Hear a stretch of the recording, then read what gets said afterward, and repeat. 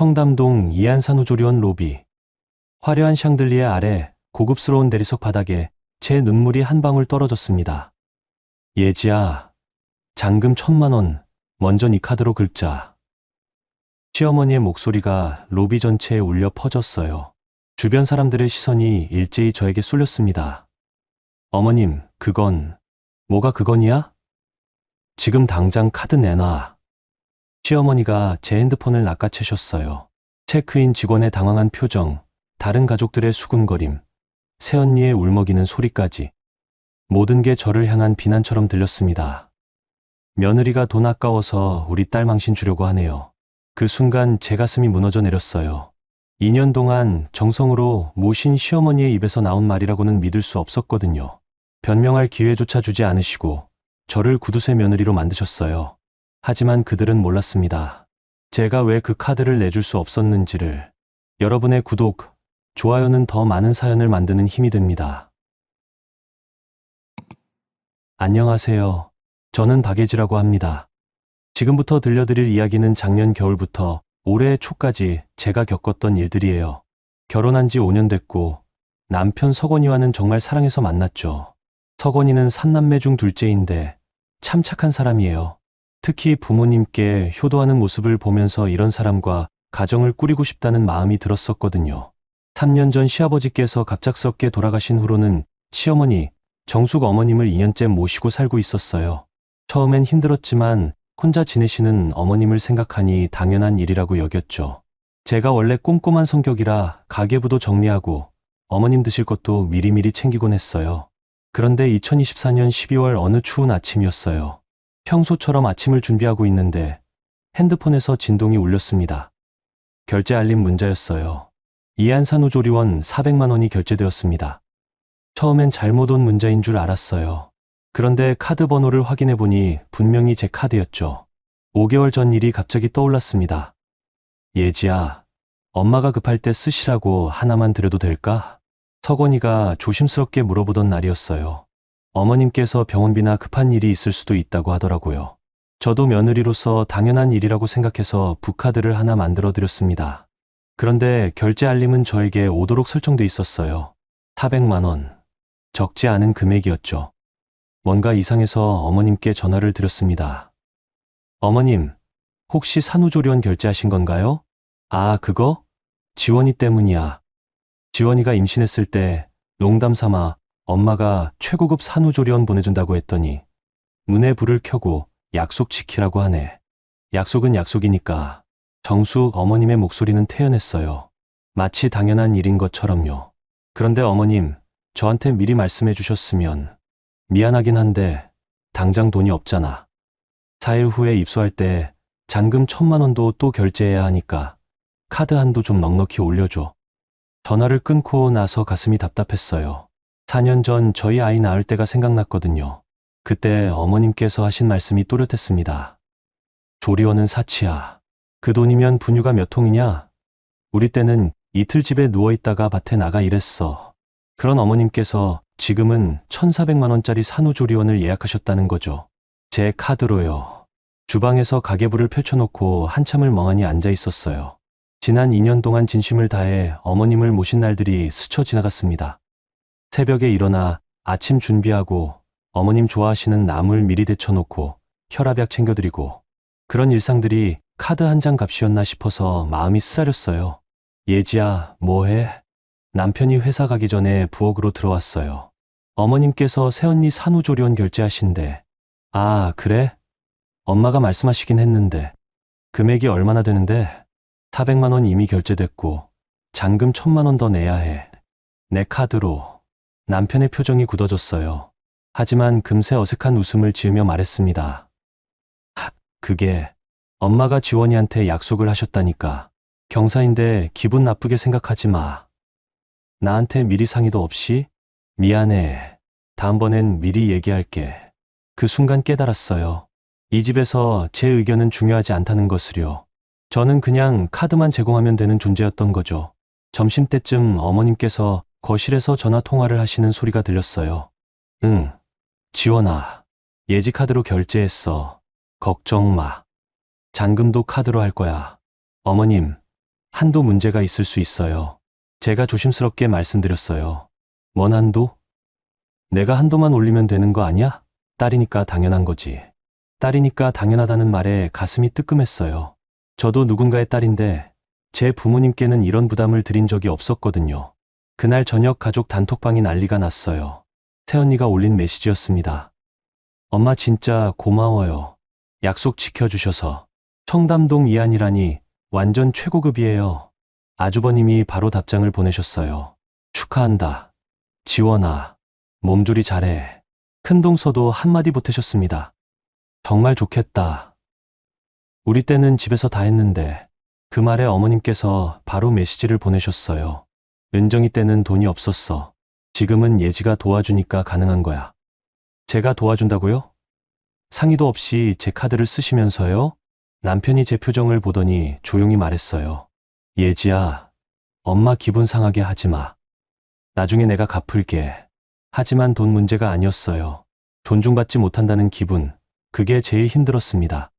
밤늦게 가계부를 정리하면서 생각해봤어요. 지금까지 참고 살아왔지만 참으면 해결되는 게 아니라는 걸 깨달았죠. 오히려 더 많은 걸 요구당하게 되는 것 같았어요. 책상 위로 형광등 빛이 하얗게 내려앉았고 가계부 위에는 제가 흘린 눈물 한 방울이 떨어져 있었습니다. 다음 날 오후였어요. 어머님께서 거실에서 또 새언니와 통화를 하고 계셨죠. 목소리가 점점 커지는 게 부엌까지 들렸어요. 지원아, 너무 걱정 마. 저는 설거지를 하다 말고 손을 멈췄어요. 어머님께서는 제가 들을 수 있는 거리에서 그런 말씀을 하고 계셨거든요. 엄마, 정말 고마워요. 피커폰이었는지 새언니 목소리까지 들렸어요. 통화가 끝나고 어머님께서 부엌으로 오셨어요. 예지야, 카드 한도 언제 올릴 거야? 3일 후면 입소인데. 어머님, 일단 카드사에 문의해 보겠어요. 문의가 뭔 문의야? 그냥 인터넷에서 클릭 몇 번 하면 되는 거 아니야? 저는 아무 말도 할 수 없었어요. 어머님께선 제가 카드 한도를 마음대로 올릴 수 있다고 생각하고 계셨거든요. 그날 오후 가족 단톡방에 메시지들이 계속 올라왔어요. 새언니, 엄마, 조리원에서 연락 왔어요. 입소 전날까지 잔금 입금해야 한대요. 어머님 알았어. 예지한테 얘기해놨으니까 걱정 마. 아주버님, 지원아, 몸조리 잘하고. 우리 지원이 첫 아기잖아. 큰동서 정말 부럽다. 나도 둘째 낳으면 조리원 갈 수 있을까? 그 메시지를 보고 어머님께서 바로 답장을 보내셨어요. 은정이도 나중에 가자. 예지가 도와줄 거야. 제가 언제 도와준다고 했나요? 상의도 받지 않으셨으면서요. 저녁 시간에 남편이 들어오자마자 어머님께서 말씀하셨어요. 서건아, 예지한테 얘기해라. 카드 한도 빨리 올리라고. 엄마, 그게 그렇게 쉬운 일이 아니에요. 뭐가 어려워? 돈 있는 사람이 뭘 그래? 어머님의 말씀에 가슴이 뜨끔했어요. 돈 있는 사람이라고 하시는 것도 그렇고 마치 제 돈이 가족 공동 재산인 것처럼 말씀하시는 것도 그랬어요. 저녁 식사 중에 어머님께서 갑자기 말씀하셨어요. 그런데 예지야, 사돈댁에서도 축하금 좀 보내주시면 어떨까? 지원이 첫 아기잖아. 숟가락을 든 손이 멈췄어요. 축하금이요? 응. 500만 원 정도? 아니면 300만 원이라도. 경사인데 사돈댁에서 축하해 주시는 게 당연하잖아. 어머님, 저희 부모님께서 별로 넉넉하지 않으세요. 그래도 딸 시댁 경사인데 뭔가는 해야지. 체면이 있는 거 아니야? 그 순간 정말 화가 났어요. 제가 카드로 1,400만 원을 지불하는 것도 모자라서 제 부모님께까지 손을 벌리라는 거였죠. 어머님, 그건 좀, 뭐가 좀, 사돈댁 딸이 우리 집에서 잘 살고 있는데 이런 경사에 뭔가 표시를 해야 하는 거 아니야? 탁이 조용해졌어요. 남편도 어색한 표정이었고 저는 더 이상 무엇을 말해야 할지 모르겠었어요. 식사 후에 방으로 들어와서 남편과 이야기를 나눴어요. 여보, 어머님 말씀이 너무하신 것 같지 않아? 그게 엄마가 지원이한테 약속을 해버리셔서 어떻게 해야 할지 모르겠어. 약속을 했다고 해서 내 카드를 마음대로 써도 되는 건 아니잖아. 미안해, 예지야. 내가 엄마한테 얘기해 볼게. 하지만 남편의 목소리에는 확신이 없었어요. 그날 밤늦게 핸드폰을 확인하다가 새언니가 보낸 개인 메시지를 발견했어요. 새언니, 엄마가 약속하신 건데 지키지 않으면 엄마 망신이야. 이해해줘. 이해하라고요? 누가 누구를 이해해야 하는 건지 모르겠었어요. 그리고 바로 이어서 온 메시지였어요. 우리 가족이잖아. 나중에 내 일이 있을 때 나도 도와줄게. 가족이라는 말로 모든 걸 정당화하려는 것 같았어요. 하지만 가족이라면 더욱 서로 존중해야 하는 것 아닌가요? 다음 날 아침에 어머님께서 또 말씀하셨어요. 예지야, 카드회사에 전화 안 했어. 오늘까지는 해야 하는 거 아니야? 네, 오늘 해보겠어요. 그리고 사돈댁에도 연락해봐. 경사라고 얘기하면서 저는 더 이상 참을 수가 없었어요. 어머님, 제 부모님께는 제가 알아서 할게요. 뭐? 내가 알아서 한다고? 이런 일은 어른들끼리 얘기하는 거야. 어른들끼리요? 그럼 저는 뭐가 되는 건가요? 점심시간에 카드사에 전화를 걸었어요.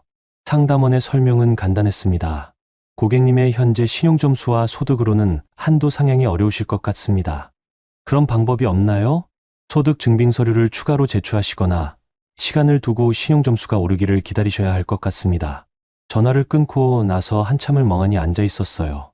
어떻게 어머님께 말씀드려야 할까요? 저녁에 어머님께 사실을 말씀드렸어요. 어머님, 카드 한도 상향이 어렵다고 하네요. 뭐? 그럼 어떻게 해? 내일 모레가 입소인데.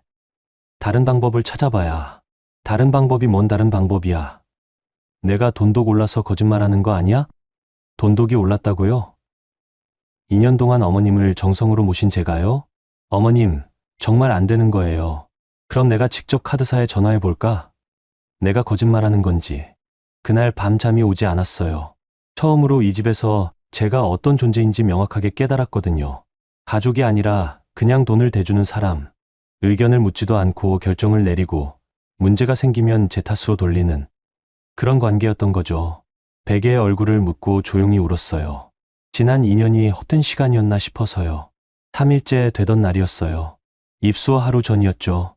어머님께서 아침부터 초조해하셨어요. 부엌에서 아침 준비를 하고 있는데 어머님께서 계속 한숨을 쉬시면서 중얼거리셨거든요. 일을 어쩌나. 내일이면 입소인데. 저는 가슴이 답답했어요. 정말 방법이 없었거든요. 카드사에서는 안 된다고 했고 다른 카드들도 마찬가지 상황이었어요. 하지만 어머님께선 제가 핑계를 대고 있다고 생각하고 계시는 것 같았어요. 아침 식사 때 남편이 조심스럽게 말했어요. 엄마, 카드 한도 문제가 정말 어려운 것 같아요. 예지가 카드사에 몇 번 연락해봤는데 그럼 다른 카드는 예지 카드가 한 장뿐이야? 저는 작은 목소리로 대답했어요. 다른 카드들도 비슷한 상황이에요, 어머님. 그럼 새로 카드를 만들든지 새 카드를 만드는 것도 시간이 걸려요. 어머님의 표정이 점점 굳어졌어요. 그리고 갑자기 화를 내셨죠. 아니, 이 집에서 2년 동안 공짜로 먹고 살면서 이런 때 도움도 안 돼? 공짜로 먹고 살았다고요? 저는 생활비도 제가 대고 어머님 용돈도 제가 드리고 집안일도 제가 다 했는데요. 어머님, 그건 좀, 뭐가 좀, 사실이잖아. 네 혼자 벌어서 사는 거야? 남편이 끼어들었어요. 엄마, 그렇게 말씀하시면 안 돼요. 뭐가 안 돼? 며느리가 시어머니 부탁을 이렇게 거절하는 게 말이 돼? 저는 더 이상 무슨 말을 해야 할지 몰랐어요. 부탁이라고 하셨지만 부탁이 아니라 명령에 가까웠거든요. 점심시간에 어머님께서 직접 카드사에 전화를 하셨어요. 거실에서 큰 소리로 통화하시는 게 부엌까지 들렸어요.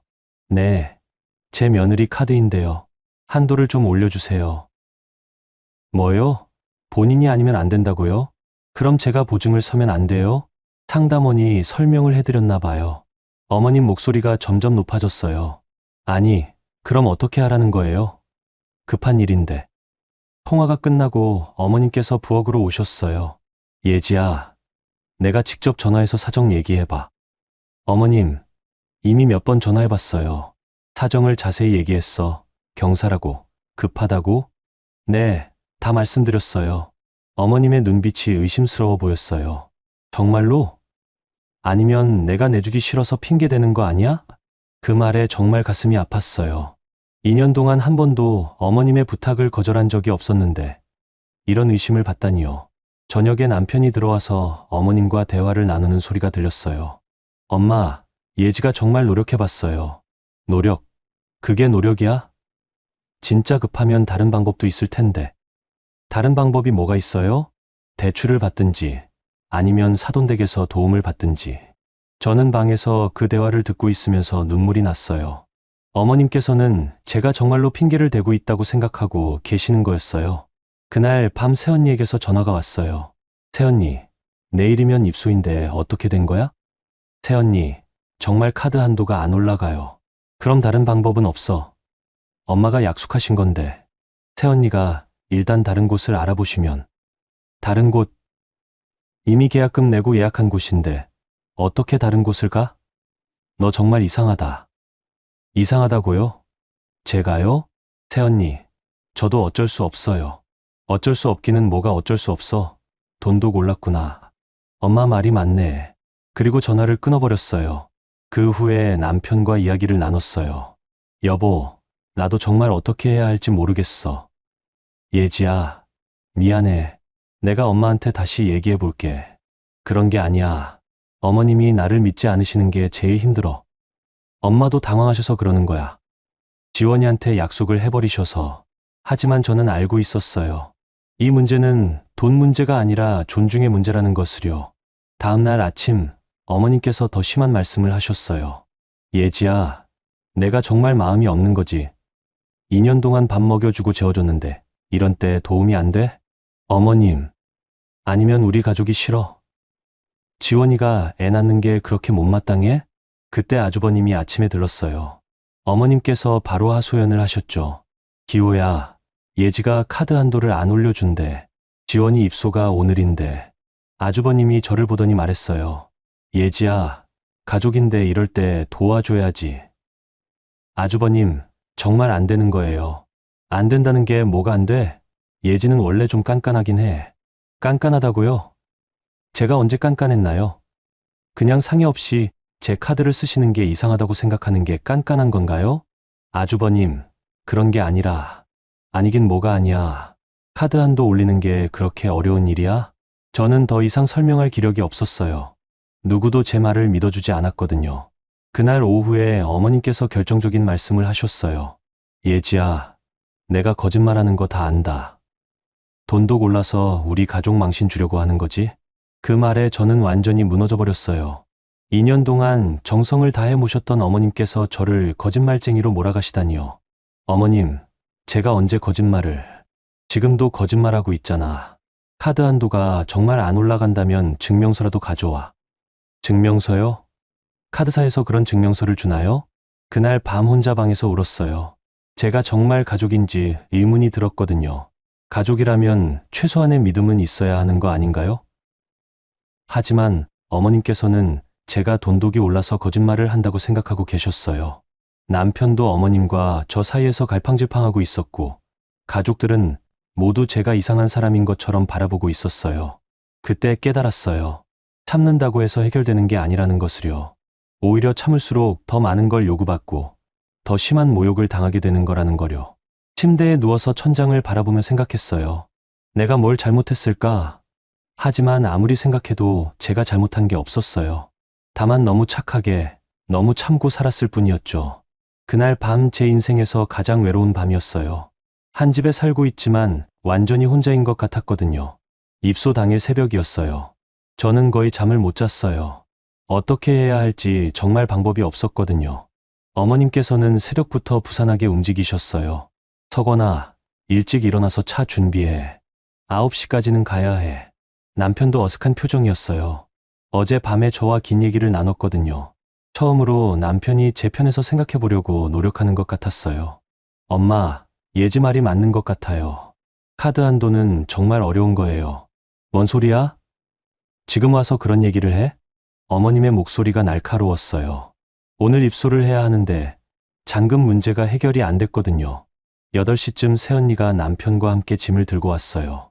얼굴이 부어 있었지만 산후조리원에 간다는 설렘이 보였어요. 엄마, 결제는 어떻게 됐어요? 응, 예지가 해결해 줄 거야.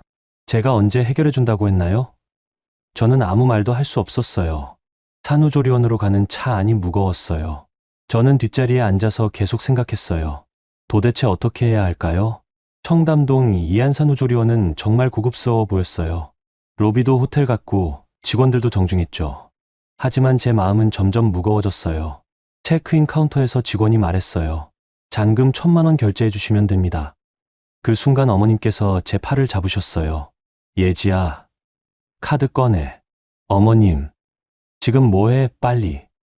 주변에 사람들이 있었어요. 다른 산모들과 가족들이 체크인을 하고 있었죠. 어머님의 목소리가 점점 커졌어요.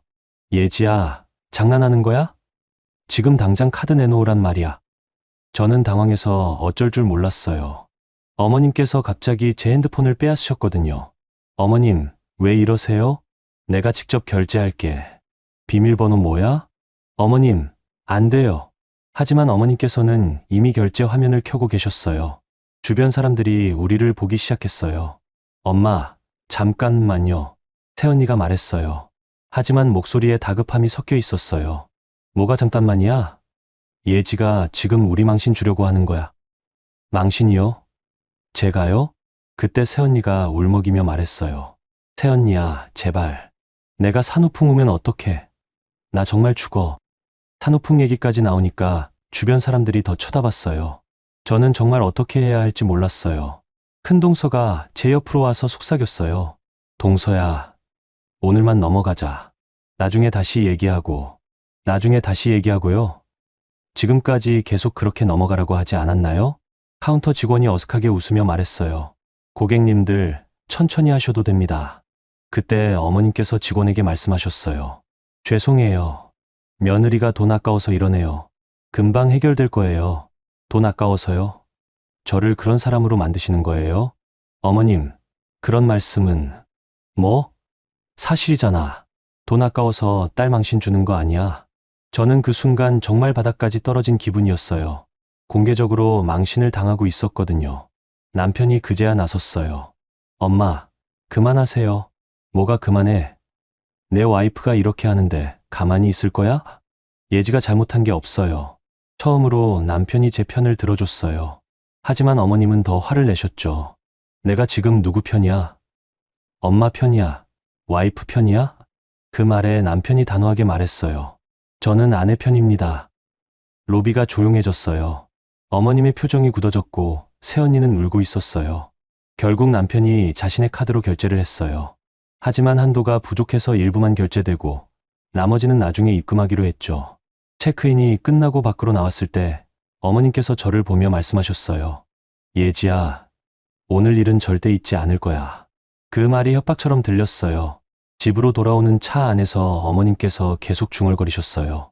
며느리가 시어머니를 이렇게 망신 줘도 되는 거야? 이게 말이 돼? 남편이 조용히 말했어요. 엄마, 예지도 억울해요. 뭐가 억울해? 2년 동안 공짜로 먹고 살면서 이런 때 도움이 안 되면 뭐가 억울해? 또 공짜로 먹고 살았다는 말씀이었어요. 정말 가슴이 아팠어요. 집에 도착해서 남편이 저를 방으로 데려갔어요. 예지야, 정말 미안해. 고마워. 오늘 내 편 들어줘서 당연한 거야. 내가 엄마한테 제대로 얘기 못해서 이렇게 됐어. 하지만 저는 알고 있었어요. 이 문제는 남편이 해결할 수 있는 게 아니라는 것을요. 그날 오후 가족 단톡방에 메시지들이 올라왔어요. 새언니, 조리원은 들어왔는데 기분이 별로네요. 아주버님 왜? 뭔 일 있어? 새언니, 예지 때문에. 엄마 앞에서 망신 줬어. 큰동서, 오늘 일은 좀 그랬지. 어머님 며느리가 시어머니 망신 주는 세상이 됐어. 모든 게 제 탓이 되고 있었어요. 저는 단톡방에서 나갔어요. 그날 저녁 남편이 어머님과 긴 대화를 나눴어요. 목소리가 커서 내용이 다 들렸어요. 엄마, 예지한테 너무 심하게 하신 것 같아요. 내가 언제 심하게 했어? 며느리로서 당연히 해야 할 일을 안 했잖아. 당연한 일이 아니에요. 미리 상의도 안 하시고. 상해, 가족끼리 무슨 상해? 돈 있는 사람이 돕는 게 당연한 거지. 그래도 예지 돈인데. 예지 돈, 너희 부부 돈이지. 그리고 우리 가족 돈이고. 그 대화를 듣고 저는 완전히 깨달았어요.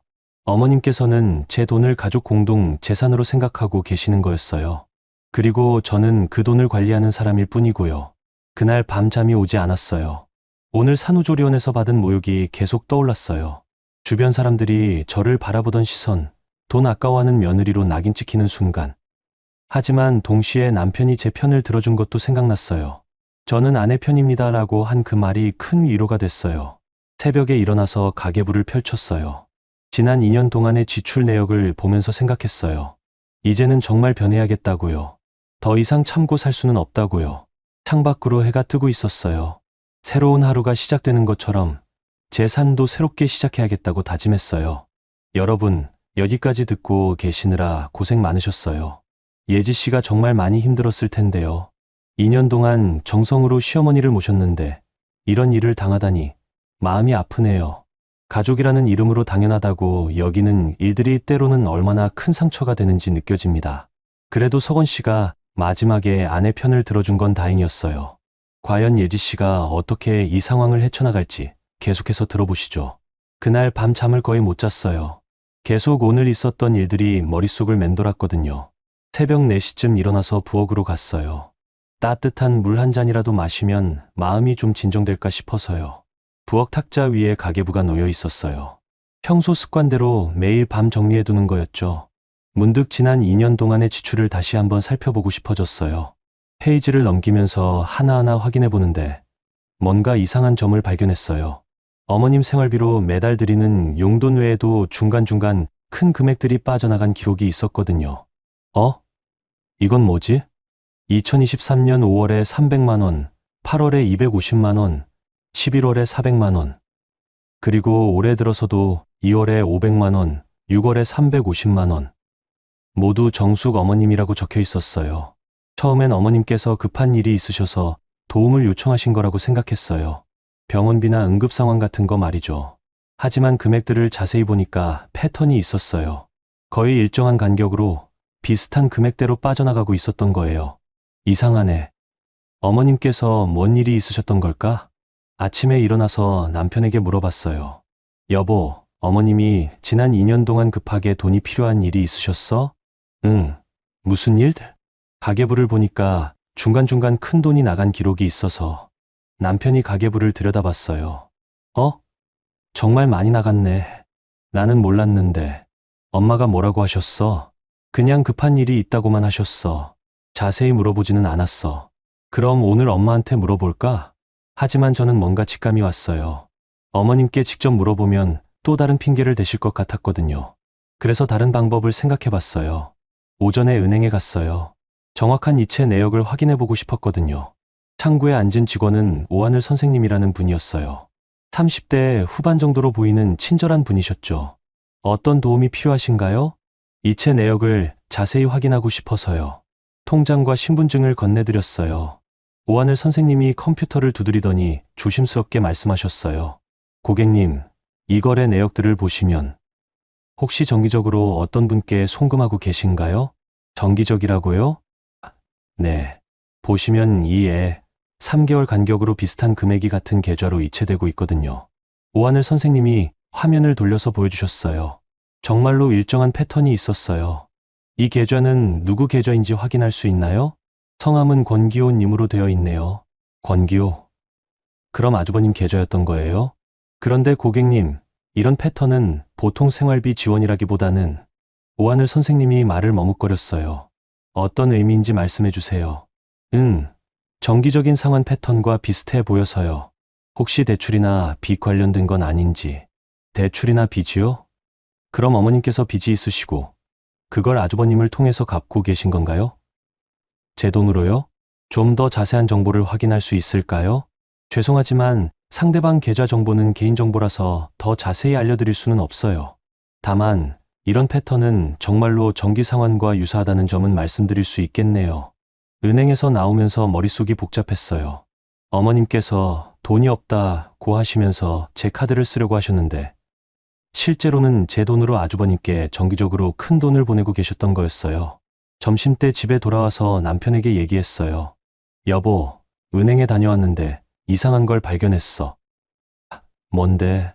어머님이 아주버님한테 정기적으로 돈을 보내고 계셨어. 내 돈으로. 남편의 표정이 굳어졌어요. 뭐? 정말? 응. 2년 동안 거의 2천만 원 정도 되더라. 2천만 원? 그럼 형이 엄마한테 돈을 빌렸다는 얘기야? 그런 것 같아. 근데 어머님은 나한테 돈이 없다고 하셨잖아. 남편이 한참 생각하더니 말했어요. 그럼 엄마가 우리 모르게 형한테 돈을 빌려주신 거네. 우리 모르게가 아니라 내 모르게지. 내 돈으로. 그 순간 남편도 사태의 심각성을 깨달은 것 같았어요. 저녁에 남편이 아주버님에게 전화를 했어요. 저도 옆에서 들을 수 있도록 스피커폰을 켰어요. 형, 혹시 엄마한테 돈 빌린 적 있어? 갑자기 왜 그런 얘기를 해? 예지가 은행에서 이체 내역을 확인해 봤는데 형 계좌로 돈이 계속 들어간 기록이 있다더라. 한참 침묵이 흘렀어요. 그게 사업이 어려워서 엄마가 도와주셨어. 2년 동안 2천만 원을? 그 정도 됐나? 형, 이 돈이 예지 돈이라는 거 알았어? 또 침묵이었어요. 미안해. 나도 엄마가 어디서 돈을 구해오시는지 자세히 물어보지는 않았어. 물어보지 않았다고? 남편의 목소리가 높아졌어요. 서건아, 화내지 마. 내가 갚을게. 언제? 좀 시간이 필요해. 전화를 끊고 나서 남편이 말했어요. 예지야, 정말 미안해. 나도 몰랐어. 이제 알았으니까 됐어. 그런데 어머님은 왜 이런 식으로 하신 걸까? 아마도 형 사업이 어려우니까 도와주고 싶으셨던 것 같아. 하지만 본인 돈은 없으니까. 그래도 나한테 얘기하셔야 하는 거 아니야? 맞아. 잘못하신 거야. 그날 밤 남편과 긴 대화를 나눴어요. 여보, 어머님한테 얘기해야 하지 않을까? 그래야지. 내일 엄마한테 물어볼게. 아니, 우리 같이 얘기하자. 이제는 나도 알 권리가 있어. 남편이 고개를 끄덕였어요. 그래, 같이 하자. 이번엔 내가 내 편에 설게. 처음으로 남편이 확실하게 제 편이라고 말해줬어요. 마음이 든든했어요. 다음날 아침 식사 후에 어머님과 대화를 나눴어요. 어머님, 물어볼 게 있어요. 뭔데? 아주버님께 보내주신 돈 얘기요. 어머님의 표정이 순간 굳어졌어요. 무슨 돈? 지난 2년 동안 제 계좌에서 아주버님 계좌로 이체된 돈요. 그걸 내가 왜 캐? 제 돈이니까요. 어머님께서 갑자기 화를 내셨어요. 내 돈? 가족인데 무슨 내 돈? 내 돈이야? 어머님, 그래도 미리 말씀해 주셔야죠. 말해서 뭐해? 어차피 반대할 텐데. 반대할 거라고요? 그럼 어머님께서는 처음부터 제가 반대할 거라는 걸 아셨던 거예요. 그래서 숨기신 거고요. 남편이 말했어요. 엄마, 그건 아니죠. 미리 상의하셔야 해요. 상해. 아들이 어려운데 엄마가 도와주는 게 잘못이야? 잘못이 아니라 방법의 문제예요. 그때 어머님께서 눈물을 글썽이며 말씀하셨어요. 기호가 사업 망하면 어떡해? 우리 큰아들인데. 큰아들은 도와줘야 하지만 며느리 돈을 쓰는 건 괜찮다는 말씀인가요? 어머님, 저도 이해해요. 하지만 제 동의 없이는. 동의? 내가 이 집에서 2년 동안 먹고 살았으면서 이 정도로 보답하는 것도 싫어? 또 그 말씀이셨어요. 하지만 이제는 더 이상 참지 않기로 했어요. 어머님, 저도 생활비 다 제가 댔고 어머님 용돈도 제가 드렸어요. 공짜로 먹고 산 적 없어요. 뭐? 내가 지금 누구한테 말대꾸를 하는 거야? 말대꾸가 아니라 사실을 말하는 거예요. 남편이 제 손을 잡으며 말했어요. 엄마, 예지 말이 맞아요. 이번 일은 엄마가 잘못하신 거예요. 그날부터 남편과 저는 정말로 한편이 되었어요. 2년 만에 처음으로 든든한 동반자가 생긴 기분이었죠. 다음날 아침 남편이 일찍 일어났어요. 평소보다 일찍 회사에 나가는 척하더니 갑자기 어머님께 말했어요. 엄마, 카드 좀 돌려주세요. 어머님께서 깜짝 놀라셨어요. 무슨 카드? 예지 카드요. 5개월 전에 드린 거. 갑자기 왜? 더 이상 쓰시면 안 될 것 같아서요. 어머님의 표정이 굳어졌어요. 내가 지금 뭐라고 한 거야? 카드를 돌려달라고 했어요.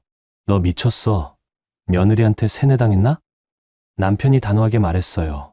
세뇌가 아니라 당연한 일이에요. 예지 카드는 예지가 관리해야죠. 저는 부엌에서 그 대화를 들으면서 가슴이 두근거렸어요. 정말로 남편이 제 편에 서준 거였거든요. 어머님께서 화를 내셨어요. 서건아, 내가 지금 엄마한테 이럴 거야? 엄마, 잘못된 건 바로잡아야죠. 뭐가 잘못된 거야? 가족끼리 도와주는 게 잘못이야? 도와주는 것과 상의 없이 쓰는 건 다른 문제예요. 어머님께서 지갑에서 카드를 꺼내서 식탁에 던지듯 놓으셨어요. 자, 여기 있어. 이제 만족해. 고맙습니다, 어머님. 저는 카드를 받아들고 나서 바로 카드사에 전화를 걸었어요. 카드 해지하고 싶은데요. 해지 사유를 말씀해 주세요. 더 이상 사용할 계획이 없어서요. 알겠습니다. 해지 처리해 드릴게요. 전화를 끊고 나서 마음이 후련했어요. 이제 어머님께서 제 카드를 쓰실 일은 없을 거였거든요. 그 다음엔 인터넷 뱅킹을 열어서 자동이체를 확인했어요. 어머님께 매달 드리는 용돈도 자동이체로 설정되어 있었거든요. 여보, 어머님 용돈도 중단할까? 남편이 잠시 고민하더니 말했어요. 그건 아직 급하게 하지 말자. 일단 카드만 해지하고. 알겠어. 하지만 저는 마음속으로 생각했어요. 언젠가는 그것도 정리해야 한다고요. 오전에 어머님께서 새언니에게 전화를 하시는 소리가 들렸어요. 지원아, 큰일 났어. 석원이가 완전히 며느리 편을 들어. 뭔 일이에요, 엄마? 카드를 빼앗아 갔어. 예지가 시킨 거야. 저는 부엌에서 그 대화를 들으면서 씁쓸했어요. 제가 시킨 게 아니라 남편이 스스로 결정한 건데도 어머님께선 제 탓으로 돌리시고 있었거든요. 점심시간에 새언니에게서 전화가 왔어요. 새언니, 너 뭐 하는 거야? 무슨 말씀이세요? 엄마한테서 카드 뺏은 거. 그게 뭐야? 새언니, 제 카드예요. 제가 관리하는 게 당연하죠. 그래도 엄마가 쓰시는데 갑자기 뺐으면 어떡해? 미리 상의 없이 쓰신 게 잘못된 거예요. 상해, 가족끼리 무슨 상해? 너 정말 이상해졌다. 또 이상하다는 말이었어요. 제가 정상적인 요구를 하는 것인데도요. 새언니도 만약 시어머니가 상의 없이 새언니 카드를 쓰시면 괜찮으세요? 그건 다른 문제지. 어떻게 달라요? 새언니가 말문이 막혔나 봐요. 잠시 침묵이 흐더니 말했어요. 어쨌든 넌 너무 깐깐해. 가족인데 그렇게까지 해야 해? 그리고 전화를 끊어버렸어요. 오후에 남편이 회사에서 전화를 했어요. 예지야, 형한테서 연락 왔어. 뭐라고 하던가요? 엄마가 자기한테 전화하셔서 우리 욕을 엄청 하셨다더라. 뭐라고요? 며느리가 집안을 망친다고, 석원이가 완전히 세뇌당했다고. 저는 한숨이 나왔어요. 그래서 아주버님이 뭐라고 했는데, 일단은 우리가 과하게 한다고 하더라. 과하게요? 응. 가족끼리 그렇게까지 할 필요 없다고. 결국 가족들 모두가 저희를 이상하게 보고 있는 거였어요. 저녁에 가족 단톡방에 메시지가 올라왔어요. 어머님, 오늘부터 생활비 지원 안 받겠습니다. 아주버님, 엄마 왜 갑자기 그런 말씀을 하세요? 어머님 며느리가 카드도 뺏어가는데 생활비까지 받을 면목이 없네요. 새언니, 엄마, 그러지 마세요. 예지가 잘못 생각한 거예요. 어머님, 아니야. 내가 노인네라고 무시하는 거야. 저는 그 메시지들을 보면서 화가 났어요. 어머님께서 자신이 피해자인 것처럼 말씀하고 계시니까요. 남편이 단톡방에 메시지를 보냈어요. 엄마, 그런 식으로 말씀하시면 안 돼요. 예지가 잘못한 게 없어요. 어머님, 내가 완전히 며느리 편이구나. 이제 엄마는 필요 없다는 거지. 아주버님, 석원아, 엄마 기분 상하게 하지 마. 큰동서 가족끼리 왜 이렇게까지 해야 해? 모든 가족이 저희를 나쁜 사람으로 만들고 있었어요. 저는 단톡방에 메시지를 보냈어요. 어머님, 저는 어머님을 무시한 적이 없어요. 다만 제 카드는 제가 관리하고 싶을 뿐이에요. 어머님 카드 관리? 그럼 지금까지는 내가 잘못 관리했다는 뜻이야? 그런 뜻이 아니라, 어머님, 그럼 뭔 뜻이야? 너 정말 나쁜 며느리다. 그 메시지를 보는 순간 정말 화났어요. 2년 동안 정성으로 모셨는데 나쁜 며느리라고 하시니까요. 저도 메시지를 보냈어요. 어머님, 저도 2년 동안 최선을 다했어요. 나쁜 며느리라고 하시는 건 너무하신 것 같아요. 어머님 최선을 다했다고? 그럼 지금은 최선을 안 다한다는 거야? 지금도 최선을 다하고 있어요. 다만 서로 존중하면서요. 어머님 존중? 시어머니한테 카드 뺏어가는 게 존중이야? 더 이상 대화가 안 될 것 같아서 저는 단톡방에서 나갔어요. 그날 밤 남편이 말했어요. 예지야, 힘들지? 괜찮아. 이제 시작이니까.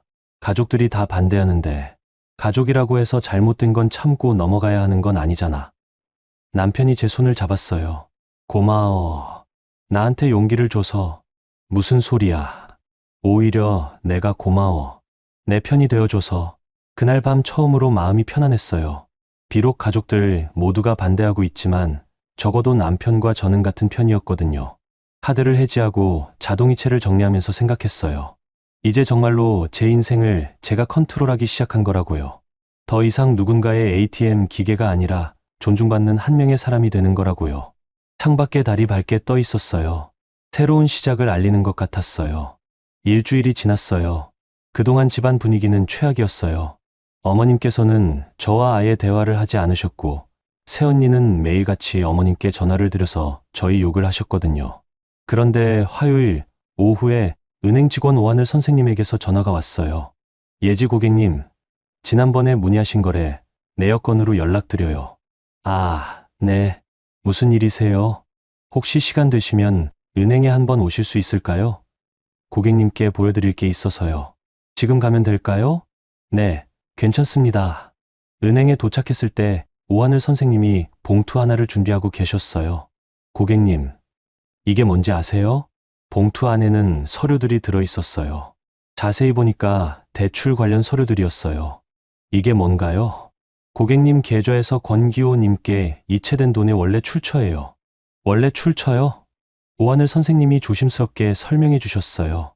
권기호님께서 저희 은행에서 고금리 대출을 받으셨는데 보증인이 한정숙님으로 되어 있어요. 그런데 상환이 어려워지자 한정숙 님 명의로 추가 대출을 받으신 것 같아요. 그럼 어머님께서 빚이 있다는 말씀이세요? 네, 맞습니다. 그리고 그 빚을 갚기 위해서 고객님 계좌에서 돈을 가져다 쓰신 거고요. 머리가 띵했어요. 어머님께서 돈이 없다고 하시면서 제 카드를 쓰려고 하셨는데 실제로는 아주버님 보증을 서주시느라 빚이 생긴 거였어요. 얼마나 되는 빚인가요? 정확한 금액은 개인정보라서 말씀드릴 수 없지만 상당한 금액인 것 같아요. 그럼 제가 그동안 보낸 돈도? 네, 그 빚을 갚는 데 쓰인 것 같습니다. 집으로 돌아오면서 생각이 복잡했어요. 어머님께서는 처음부터 모든 걸 알고 계셨던 거예요. 아주버님의 사업 실패, 그로 인한 빚, 그리고 그걸 메우기 위해 제 돈을 쓰신 것까지요. 그런데 저한테는 새언니 약속 때문이라고 하시면서 죄책감을 주려고 하셨던 거죠. 남편이 퇴근해서 돌아왔을 때 모든 걸 얘기해줬어요. 뭐? 정말? 응. 어머님이 아주버님 보증을 서주셨대. 그래서 빚이 생긴 거고, 그럼 엄마가 처음부터 다 알고 계셨던 거네. 그렇지. 그런데 우리한테는 새언니 약속 때문이라고 하셨잖아. 남편이 표정이 굳어졌어요. 그럼 내일 가족들 앞에서 얘기해보자. 정말? 응. 이제는 진실을 알아야 해. 다음 날 저녁 아주버님과 큰동서가 집에 왔어요. 어머님께서 가족 회의를 하자고 하셨거든요. 아마 저희를 설득시키려는 목적인 것 같았어요. 거실에 모두 모여 앉았어요. 어머님께서 먼저 말씀하셨어요. 오늘 가족들 모인 김에 확실히 정리하자. 예지가 너무 깐깐하게 구니까. 그때 남편이 봉투를 꺼냈어요. 그 전에 이것부터 보시죠. 뭔데? 엄마가 형 보증을 서주신 대출 서류요. 순간 거실이 조용해졌어요. 어머님의 얼굴이 하얗게 변했고 아주버님도 당황한 표정이었어요. 어디서 이런 걸 구했어? 아주버님이 떨리는 목소리로 물었어요. 은행에서 확인했어요. 엄마가 그동안 새언니 약속 때문이라고 하셨는데 실제로는 형 빚을 갚기 위해서였죠. 어머님께서 변명하려고 하셨어요. 그게 기호가 사업을 하는데 도와줘야지. 도와주는 건 좋아요. 하지만 예지 돈으로 몰래 하시는 건 잘못된 거죠. 큰동서가 끼어들었어요. 그래도 가족이잖아. 서로 도와주는 게 당연하지. 동서, 도와주는 것과 속이는 건 다른 문제예요. 제가 말했어요. 속인 적 없어. 그냥 자세히 얘기 안 한 것뿐이야. 어머님께서 우기시려고 했어요. 그때 제가 또 다른 서류를 꺼냈어요. 그럼 이건 뭐예요? 새언니가 보낸 메시지 캡처들이었어요. 어머님께 보낸 거였는데 제가 몰래 확인한 거였어요. 새언니가 어머님께 보낸 메시지인데 여기 보시면 예지 돈 많이 뽑아내라고 되어 있어요. 어머님의 표정이 더욱 굳어졌어요. 그리고 산후조리원은 핑계고 진짜 목적은 따로 있다는 내용도 있고요. 아주버님이 당황해서 말했어요. 그건 그런 뜻이 아니야. 그럼 무슨 뜻이에요? 남편이 다그쳤어요. 형이 사업 실패해서 빚이 생겼으니까 가족이 도와야 하는 거 아니야? 도와주는 건 좋아요. 하지만 예지한테 거짓말하면서요? 큰동서가 갑자기 화를 냈어요. 동서야, 너 정말 못된다. 가족이 어려운데 그렇게 따지고 들어? 동서, 저도 가족이에요. 그런데 왜 저한테는 거짓말을 하셨어요?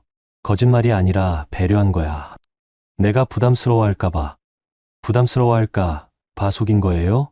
어머님께서 눈물을 흘리시며 말씀하셨어요. 나도 어쩔 수 없었어. 기호가 망하면 어떡해. 어머님, 아주버님이 망하는 것도 싫지만 저를 속이신 것도 잘못된 거 아닌가요? 속인 게 아니야. 가족 살리려고 한 거야. 그때 제가 결정적인 말을 했어요.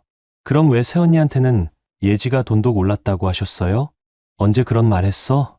메시지에 다 있어요. 여기요. 새언니가 어머님께 보낸 메시지 중에 예지가 돈독 올라서 깐깐해졌다는 내용이 있었어요. 어머님께서 더 이상 변명을 못 하셨어요. 아주버님이 갑자기 무릎을 꿇었어요. 미안해, 예지야. 내가 잘못했어. 아주버님. 사업이 어려워지니까 정신이 없었어. 엄마한테 도움을 요청했는데 엄마가 어떻게 돈을 구해오시는지 자세히 묻지 않았어. 그래도 제 돈인 걸 아셨으면 말씀해 주셔야죠. 맞아. 내가 잘못했어. 갚을게. 언제요? 시간을 좀 줘. 사업을 정리하고 갚을게. 남편이 말했어요. 형, 구체적인 계획을 세워주세요. 언제까지 얼마씩 갚을 건지. 알겠어. 큰 동서가 말했어요. 그래도 동서야, 너무 차갑게 하지는 마. 아주버님도 어쩔 수 없었잖아. 동서, 저도 이해해요. 하지만 앞으로는 이런 일이 없어야 해요. 어머님께서 마지막으로 말씀하셨어요. 예지야, 엄마가 미안해. 하지만 너도 좀 이해해줘. 아들이 어려우니까. 어머님, 저도 어머님의 마음은 이해해요. 하지만 방법이 잘못됐어요. 그날 밤 가족 회의는 그렇게 끝났어요. 진실이 모두 드러났고 아주버님은 상환 계획을 세우겠다고 약속했어요. 하지만 저는 알고 있었어요. 이게 끝이 아니라는 것을요. 진짜 변화는 이제부터 시작이라는 거요. 남편과 방에 들어가서 이야기했어요. 여보, 오늘 고생 많았어. 너도 진실을 알게 되어서 다행이야. 그런데 앞으로가 더 중요할 것 같아. 맞아. 이제 우리가 원칙을 세워야 해. 처음으로 남편과 완전히 같은 마음이 된 기분이었어요. 더 이상 어머님과 저 사이에서 갈등하지 않고 확실하게 제 편에 서준 거였거든요. 그날 밤 창밖을 보면서 생각했어요. 진실은 언젠가 드러나게 되어 있다고요. 그리고 그 진실 앞에서 모든 관계가 새롭게 정리되는 거라고요. 2025년 1월 말이었어요. 가족 회의 후 한 달 정도 지났을 때예요. 그동안 집안 분위기는 많이 달라졌어요. 어머님께서는 예전만큼 당당하게 행동하지 못하셨고 아주버님은 상환 계획서를 가져왔어요. 예지야, 이거 봐. 남편이 아주버님이 보낸 메시지를 보여줬어요. 월 100만 원씩 2년에 걸쳐서 갚겠다는 내용이었어요. 100만 원씩이면 2,400만 원인데 실제 빚은 2천만 원 정도잖아? 이자를 포함한 것 같아. 그럼 받아들일까? 일단 받아들이자. 형이 성실하게 갚는지 지켜보고. 하지만 저는 돈보다 더 중요한 결정을 내렸어요. 더 이상 이 집에서 살 수 없다는 것이었어요. 여보, 우리 집을 구해볼까? 남편이 깜짝 놀랐어요. 정말? 응. 이제 독립할 때가 된 것 같아. 엄마가 반대하실 텐데, 반대하시더라도 우리 결정이야. 남편이 잠시 고민하더니 고개를 끄덕였어요. 그래. 우리만의 공간이 필요해.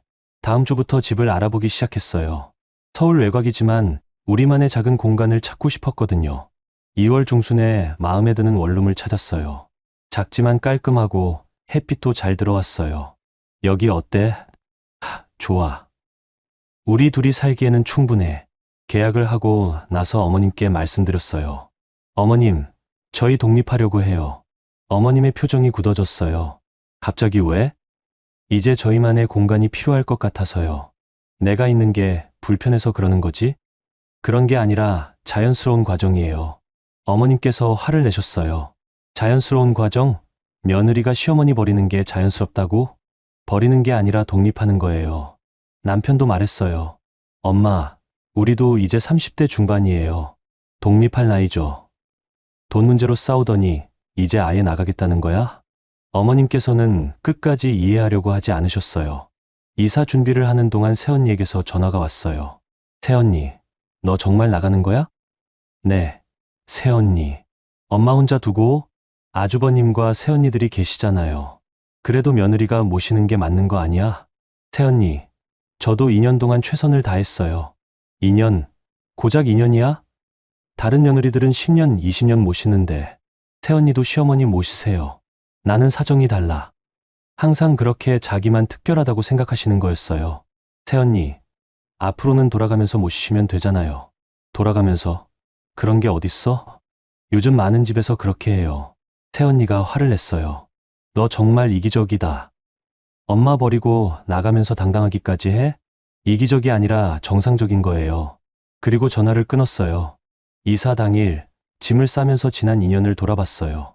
정말 많은 일이 있었죠. 처음엔 착한 며느리가 되려고 노력했지만 결국 존중받지 못했어요. 어머님께서 마지막으로 말씀하셨어요. 예지야, 나중에 후회할 거야.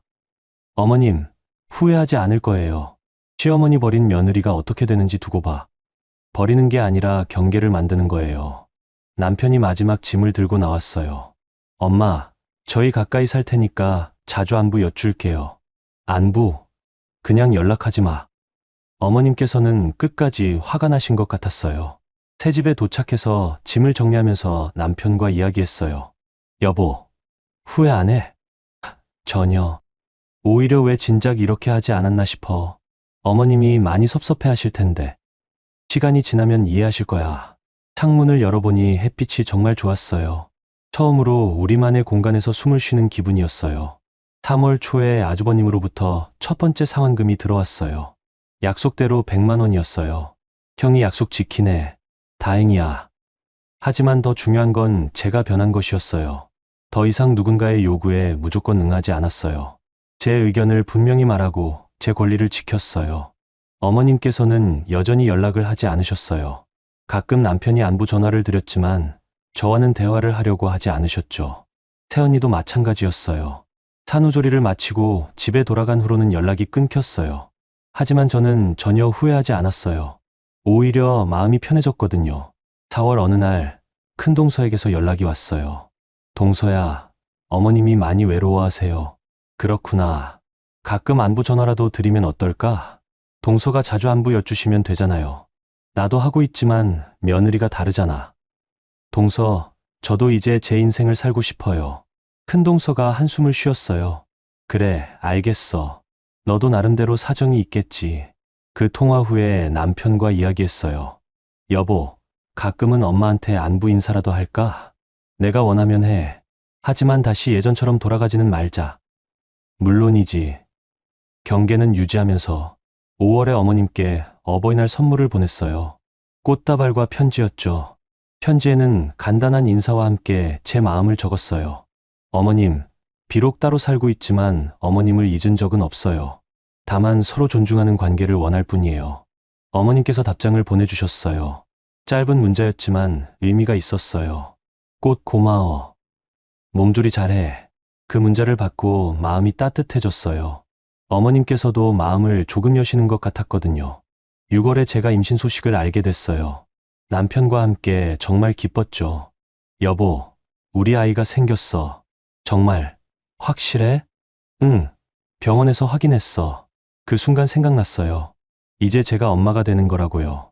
그리고 제 아이에게는 제가 받지 못한 존중을 해주고 싶다고요. 어머님께 임신 소식을 전해드렸을 때 처음으로 어머님께서 기뻐하셨어요. 정말 우리 예지가? 네, 어머님. 몸조리 잘해야 해. 조심하고. 그 순간 어머님과의 관계도 새롭게 시작되는 것 같았어요. 이제는 며느리가 아니라 손자를 낳아줄 사람으로 보시는 것 같았어요. 하지만 저는 변하지 않았어요. 여전히 제 원칙을 지켰고 제 경계를 유지했어요. 어느 날 밤 새집 거실에 앉아서 남편과 이야기했어요. 여보, 지난 1년 어땠어? 힘들었지만 보람 있었어. 너는? 나도 처음으로 내가 나 자신이 된 것 같아. 창밖으로 달이 보였어요. 1년 전 그 달빛 아래에서 다짐했던 것들이 생각났어요. 더 이상 누군가의 ATM이 아니라 존중받는 사람이 되겠다고 했던 다짐. 그 다짐을 지켰어요. 그리고 이제 제 아이에게도 같은 존중을 해주고 싶었어요. 핸드폰을 들어서 어머님, 새언니, 아주버님의 연락처를 보았어요. 그리고 조용히 수신 차단 해제를 눌렀어요. 이제는 제가 선택할 수 있었어요. 언제 연락을 받을지, 어떻게 관계를 유지할지를요. 여보, 이제 우리 돈은 우리 아이와 우리 미래를 위해 쓰자. 그래. 그리고 우리가 정한 원칙 안에서 가족 관계도 유지하고. 그날 밤 처음으로 완전한 평온을 느꼈어요. 돈을 되찾은 것보다 더 큰 것을 얻었거든요. 바로 제 자신의 존엄이었어요.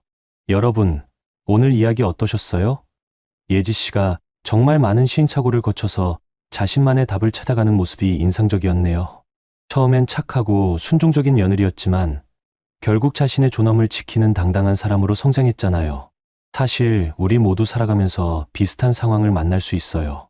가족이라는 이름으로 당연시되는 것들, 참으면 해결될 거라고 생각했던 문제들이 오히려 더 큰 상처로 돌아오기도 하죠. 예지 씨처럼 때로는 용기 있게 아니오라고 말할 줄 아는 것도 필요한 것 같아요. 특히 석원 씨가 마지막에 아내 편에 선 모습도 좋았어요. 부모와 배우자 사이에서 갈등할 때가 많은데 결국 새로운 가정을 이루었으면 서로를 우선으로 생각해야 하는 것 아닐까요? 돈보다 더 소중한 건 서로에 대한 존중이었다는 메시지도 와닿았고요. 예지 씨가 마지막에 얻은 평온함이 여러분께도 작은 위로와 지혜가 되었으면 좋겠습니다. 구독과 좋아요 부탁드립니다.